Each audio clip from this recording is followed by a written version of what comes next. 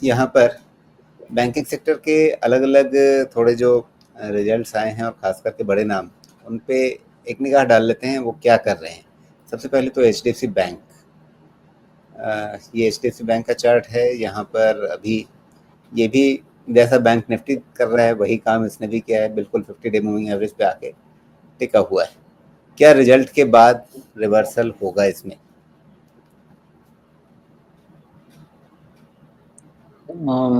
कल एक बार ओपन तो देखें कैसा होता है। न्यूज़ तो पॉजिटिव है। मेन है ना मुद्दा कि जब तक ओपन नहीं होगा ना, ये निम्स वाला कॉम्प्रेशन जो है इसका क्या रिएक्शन है ये नहीं रीड कर पाएंगे। बट हैविंग सेड दैट, जिस तरह का क्लोज है ना कल फ्राइडे का, सॉरी, तो अगर 1953 का जो लो है अगर ये ब्रीच नहीं हुआ तो समझें कि थोड़ा एक्सटेंशन होगा, वो पॉसिबल है। लेकिन बहुत बड़ा रन तो अभी आता हुआ मुझे नहीं दिखता है, बिकॉज जिस तरह की रैली है फ्रॉम 1600 टू 2000 प्लस, इसमें most of the things are already in the price, वो ऑलरेडी है। तो यहाँ से बहुत रिजल्ट भी पुश तो नहीं दे पाएगा। और जी। आती है, अगर आप बोनस का न्यूज़ और 5 रुपये डिविडेंड का न्यूज़ देते भी हैं तो इतना पुश नहीं कर पाएगा उसको भी सीधा 2000 के ऊपर निकल जाए। मान लीजिए निकल जाए तो फिर खुशी मनाएंगे। जी। नहीं, अब वैसे 2000 रुपए का जो लेवल है वो कितनी दूर है? 40 रुपए दूर है, 40-43 रुपए दूर है, बहुत ज़्यादा दूर भी नहीं है। लेकिन ये बताइए, कई बार ये होता है कि आपको पढ़ने में रिजल्ट लगता है अच्छा है, आप उम्मीद करते हैं बाजार का रिएक्शन अच्छा होगा, कई बार हो जाता है उल्टा। क्यों होता है? फिर बाद में लोग सोचते रहते हैं कि अच्छा क्या हुआ होगा। तो उसके लिहाज से खतरे का पॉइंट क्या लेकर के चलेंगे जिसमें आपको लगेगा कि नहीं, बाजार ने इन रिजल्ट्स के बाद भी करेक्शन वाला रास्ता चुना है? हाँ, रीज़न है, ऐसा नहीं है कि नहीं है। नेम्स का जो कॉम्प्रेशन है ये रीज़न है ट्रेडिंग बट नेगेटिव होने का, बिकॉज एक तो आपका करीब करीब 25% का रैली हो गया 1600 से 2000, करीब करीब हो गया 20-25% का रैली। ऊपर से निम्स में कॉम्प्रेशन, हालांकि एक्सपेक्टेड है कि निम्स में इस क्वार्टर में सबके कॉम्प्रेशन होने हैं, उसमें नहीं कोई। लेकिन जो ये रन हो चुका है इसमें most of the positive sense already priced इन है। तो यहाँ से रनिंग करेक्शन वाला चीज़ हो सकता है। निफ्टी भी 25,000 के नीचे बंद है और निफ्टी बैंक का भी सपोर्ट थोड़ा नीचे है, तो एक यूफोरिया में खुल सकता है ऊपर, लेकिन शायद उसके बाद अपसाइड सस्टेन नहीं हो। अब रही बात यहाँ से फर्दर करेक्शन की, तो पॉइंट बहुत सिंपल एंड क्लियर है। 1950 के नीचे क्लोज है तो फिर इसका 20 डीएमए, या हो सकता है कि उसके नीचे का भी टेस्ट होने वाला रन नहीं, शुरू हो। 20 डीए में तो छोड़ ही चुका है अब। नहीं नहीं, अच्छा sorry, H D F C bank ना, जी। हाँ 20 डीएमए तो छूट चुका है। हाँ, 1940 के नीचे क्लोज होगा तो इसका फर्दर करेक्शन है, उसके पहले और करेक्शन नहीं होगा, इतना ही होकर रह जाएगा। जी। तो एक मतलब सेविंग बेस जो है वो 1940 के आसपास रहेगा। आप उसके नीचे जाने पे आप चिंता करेंगे, लेकिन 1940 के नीचे का लेवल क्या दिखता है? फिर हमारे पास कुछ खास नहीं है डिस्कस करने को अभी, क्योंकि फिर बहुत कुछ हो सकता है। बीच में गैप है, गैप फिलिंग भी हो सकता है, 200 डीएमए है, वो सब टेस्ट के लिए जा सकता है। अब उस समय मैच करेंगे कि ओवरऑल फिर सारे बैंक को देखना पड़ेगा कि वो निफ्टी बैंक का क्या कर सकते हैं। मतलब स्टेट बैंक रहेगा, आईसीआईसी बैंक रहेगा, कोटक रहेगा, उन सबको मिला के रीड करेंगे। बट 1940 के नीचे ये चीज़ तो क्लियर है कि फिर हमको चुपचाप वेट करने के अलावा या ट्रेंड रिवर्सल होने के अलावा कोई रास्ता नहीं रहेगा। क्योंकि जी। करेक्शन हो सकता है कि ये पैटर्न लो जो कि 1875 के पास है वहाँ पे भी जाके रह जाए, या फिर पूरा गैप फिलिंग कंप्लीट हो और 1800 या 200 डीए में टेस्ट हो जाए। तो वो जब होगा तब उसके बाद ही वो डिस्कस हो सकता है। लेकिन 1800 के नीचे का मुझे चांस नहीं लगता किसी भी सिचुएशन में। H D F C bank में 1800 एक तरह से डिफाइंड बॉटम जैसा लगता फ्लोर है आज की तारीख में। है आज की तारीख। जी।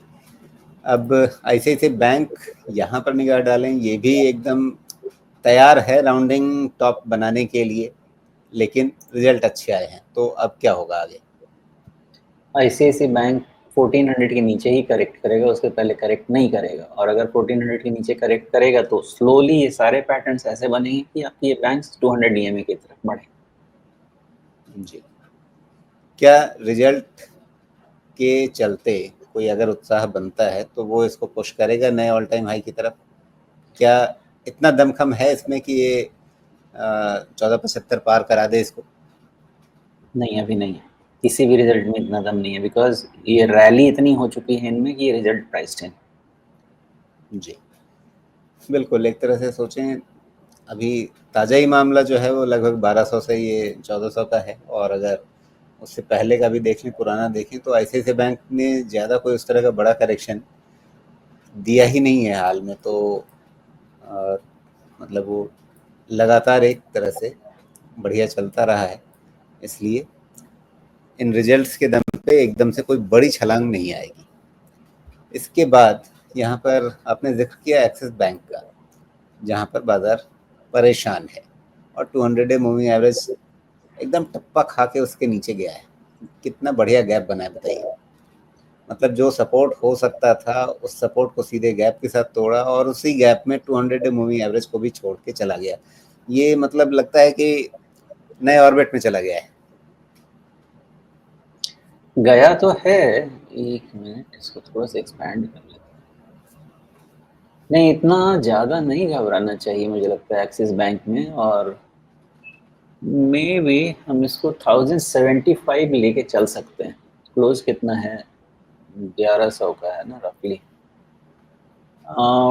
मुझे नहीं लगता है कि इसमें बहुत ज़्यादा डाउनसाइड है अभी। 1075 के नीचे क्लोज का वेट करेंगे ही करेंगे, तब इसमें कोई फर्दर ब्रेकडाउन हम रीड करने की कोशिश करते हैं।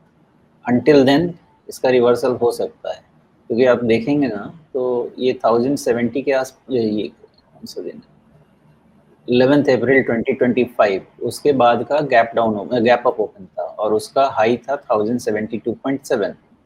तो रफली आप वहाँ से समझें कि वहाँ पे अगर गैप फिल करके भी वापस आ सकता है। अभी तक एक्चुअली डेटा की पोजीशनिंग ऐसी है कि उसके नीचे नहीं जाना चाहिए गैप फिल करके, क्योंकि 1070-75 के नीचे अगर क्लोज दिया तो फिर मुझे एक्सिस बैंक में कुछ और ही रीडिंग लेके जानी पड़ेगी, जो कि थोड़ी सी मेजर हो जाएगी। जी। वैसे एक काम और रिट्रेसमेंट कर लेवल। सकते हैं, जी, एक काम रिट्रेसमेंट भी और कर देखिए। सकते हाँ, बताइए। आप इसको वीकली चार्ट में कन्वर्ट कर लीजिए, आपको एक थोड़ा सा complex reverse head and shoulders के फॉर्मेशन होने के भी चांस दिख सकते हैं। स्ट्रेट फॉरवर्ड नहीं रहेगा, लेकिन इस पॉइंट को प्रूव किया जा सकता है अगर 1070 होल्ड कर ले तो, कि इसमें कॉम्प्लेक्स रिवर्स एंड शोल्डर बनने के चांसेस रहेंगे। ये जी। लॉन्ग ड्रॉन प्रोसेस होता है, लॉन्ग कंसोलिडेशन का प्रोसेस होता है। हो सकता है कि जुलाई, हो सकता है कि 6 महीने तक इसका नया हाई नहीं बने, बट नीचे भी ना जाए। जी। मतलब ये कि इस डिप को या इस कमजोरी को आप एक एक्यूमुलेशन वाले मौके के रूप में देखेंगे क्या फिर? हाँ, तो जो एक शब्द यूज़ करते हैं कॉन्ट्रा, तो कॉन्ट्रा बेट में यही होता है कि आपको अपनी पोजीशनिंग में मोस्टली हम कॉन्ट्रा ही जाते हैं, हम अगर उसके पैटर्न फंडामेंटल्स को इंश्योर कर पाते हैं तो। कॉन्ट्रा में यही होता है कि आपको अपने समय का वेट करना होता है। तो अगर आपके पास धीरज नहीं है तो तकलीफ है, क्योंकि तुरंत पैसा नहीं बन के देगा। अगर किसी के पास कोटक बैंक या एचडीएफसी बैंक में पेशेंस था, धीरज था, तो आज उसका जवाब है। तो वैसे ही अगर इसका आपके पास रहेगा पेशेंस तो कल इसका भी जवाब होगा। लेकिन इमीडिएट चाहिए, आज की तारीख में क्या है, हर चीज़ क्विक चाहिए ना, नहीं मुश्किल है। जी। तो एक्सिस बैंक थोड़ी सी चिंता है बाजार में, लेकिन इसको एक हो सकता है कि नया अवसर देने के तौर पे भी देखा जाए कि बाजार आपको इसमें एंट्री के नए मौके दे रहा है। हालांकि ध्यान रखिएगा, ये कोई निवेश सलाह नहीं है। अ, आगे आप अपनी खोजबीन पढ़ाई लिखाई करके फिर अपना फैसला लीजिएगा। जो सामने एक तस्वीर दिख रही है उस तस्वीर की विवेचना हम लोग कर रहे हैं, कोई निवेश सलाह नहीं है ये। अब यहाँ पर एक और बैंक जिसकी चर्चा भी हो रही है और नतीजों के संदर्भ में ही हो रही है, वो है यस बैंक, जहाँ पर हमने देखा कि नतीजे लगातार जो हैं वो कुछ ना कुछ आपको सुधार के ही संकेत दे रहे हैं। पहले जो नतीजों में सुधार आया यस बैंक में, तो उसको थोड़ा-सा जो आप कहते हैं एक चुटकी नमक के साथ देखा गया कि अच्छा थोड़ा इंतज़ार करो, देखो। लेकिन क्या अब लगातार जो है वो रिज़ल्ट्स इसके जो दिखा रहे हैं, वो आपको बता रहे हैं कि नहीं, अ, एक बाकायदा ट्रैजेक्टरी शिफ्ट हो चुकी है इसकी। ये तो अपने क्लियर अतीत को है। पीछे छुड़ा चुका है। हाँ, क्या नाम नहीं याद आ रहा, प्रशांत जी, समथिंग करके हैं। बिल्कुल, बिल्कुल। हाँ, उनके जाने के बाद तो बहुत अच्छी रीस्ट्रक्चरिंग हुई है। एसबीआई ने शायद एग्ज़िट ले लिया ना एसबीआई का। उम, एक बारी दे स्टेट बैंक ऑफ इंडिया अभी भी है इनके पास, काफ़ी सारा है। मतलब थोड़ा बहुत धीरे-धीरे, थोड़ा-थोड़ा एग्ज़िट तो ले रहे हैं। अ, देखिए 1 and a half price to book पे वैसे कहेंगे तो बहुत नहीं, महँगा आपने भी एक तो ये चीज़ कही, नहीं है। प्रशांत कुमार के जाने के बाद, उनके आने के बाद ना शायद। आने के बाद हाँ, मतलब शायद। राणा तलवार जाने के बाद, इनके आने के बाद। हाँ, जी। उसके बाद बहुत सारा चेंज हुआ है।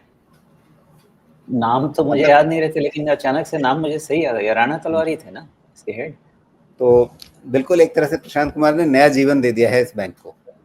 हाँ, नहीं अगर पेशेंस की ही चीज़ रहेगी ये, क्योंकि इस वैल्यूएशन पे और अब आप समझिए कि 0.3% नेट एनपीए है, अच्छा हाई क्वालिटी पे मेंटेन हो रहा है।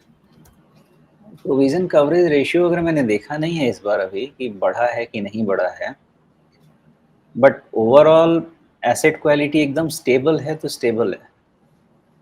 तो अगर एसेट क्वालिटी स्टेबल है, क्रेडिट ग्रोथ अगर लग गया, तो बैंक का इतना तो ब्रांड है कि आगे जाके फिर ये पॉजिटिव ट्रिगर में कन्वर्ट हो सकता है।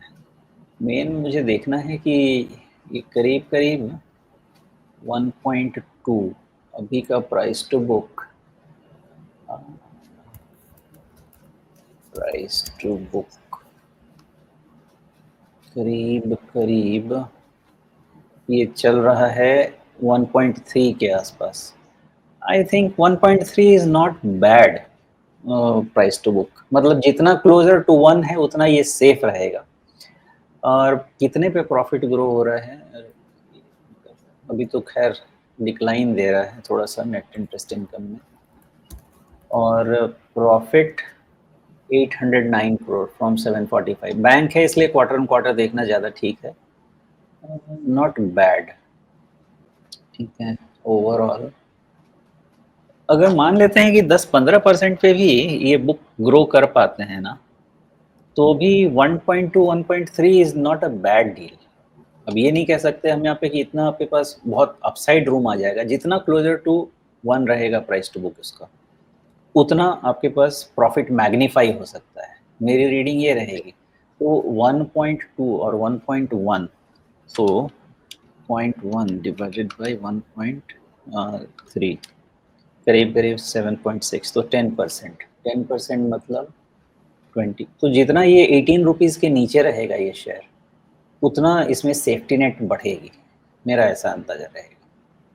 जी। और दूसरी चीज़ 18 के नीचे बहुत ज़्यादा डाउनसाइड, 17 एंड हाफ के नीचे अभी इसका डाउनसाइड लगता भी नहीं है। तो यही रीडिंग चल रही है इसकी।